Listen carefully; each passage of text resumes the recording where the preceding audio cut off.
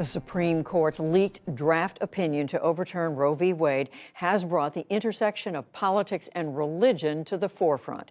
The relationship between the two has a long and complicated history, but in recent years, one trend has stood out. The evangelical churches swing to the far right.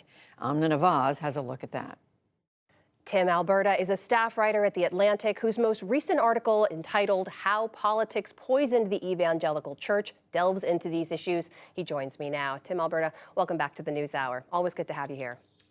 Hi, Amna. Great to be with you. So this is a faith tradition, we should say, that you are familiar with personally. You have grown up in this, in the evangelical and around evangelical churches, and you professionally know it as well. You've been reporting in these communities for years. I'm curious, big picture though, why this moment? Why did you decide to return to report on it in this really deep dive? You know, I think what's most striking to me at this point, Amna, is just what we've seen as a sort of confluence of events and factors and circumstances. You have these massive cultural divisions in the church over everything from discussions of human sexuality and abortion to race relations to the Me Too movement and sexual abuse.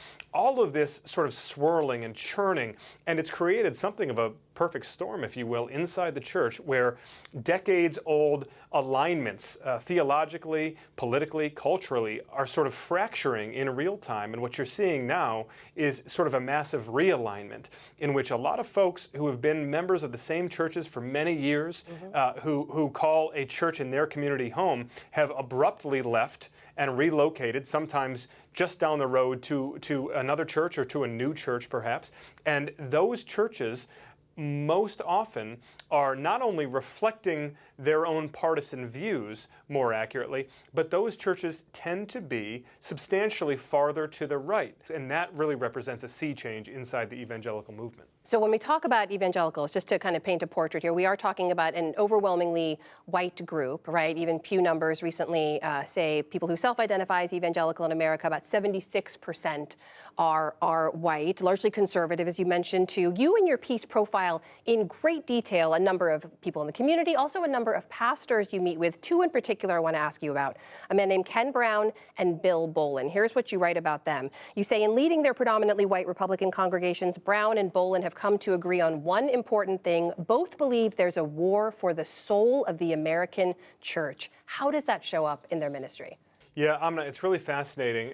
Bill Bolin actually leads a church in my hometown in Brighton, Michigan. And the reason that Bill Bolin became sort of a celebrity overnight in the community, and the reason that his church began to grow so explosively, was because he refused to close down his church and comply with government regulations at the beginning of the COVID pandemic, before this was really seen as an explicitly partisan political issue.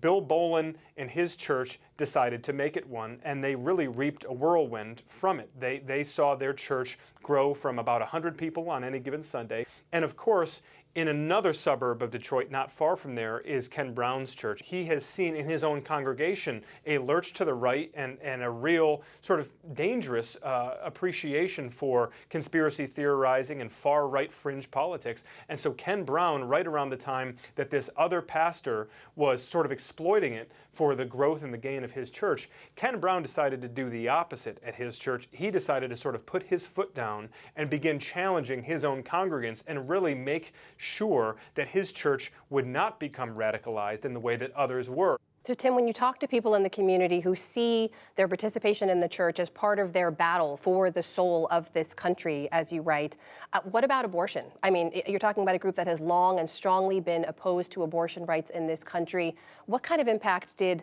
the leaked Supreme Court draft opinion have on this community? What does it mean for them moving forward? So what's so interesting now is that many of those voters, if in fact the issue is defederalized and pushed back to the states to decide on a case-by-case basis, many voters will now have to confront an altogether different calculus come November of an election year, a general election year, in which it's not clear whether or not abortion, the great single issue driver that has galvanized so many churches and frankly, which has invited so much of this partisan political activity from churches in recent decades, whether that will now be sort of decentralized and whether you'll see more activity on the ground at the local and state level with much more church involvement in those races rather than at the top of the ticket. That's something that a lot of churches are now working through, and we're going to have to see how it plays out.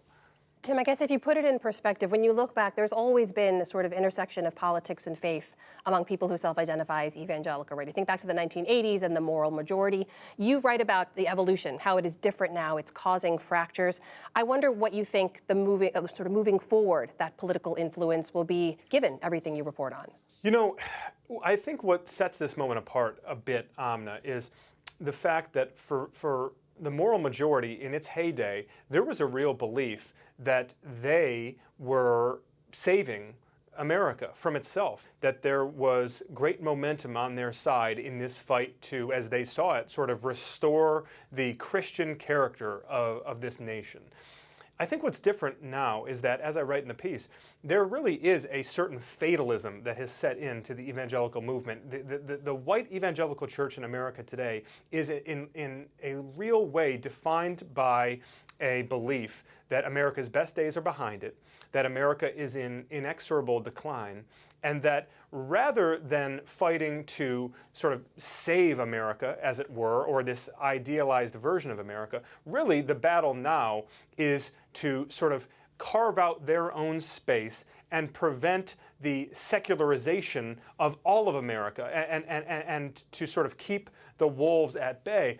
There is now, I think, a sense in which many white evangelical Christians are sort of letting go of the church and clinging closer to America rather than the other way around. That is Tim Alberta, staff writer at The Atlantic. His latest piece is entitled How Politics Poisoned the Evangelical Church.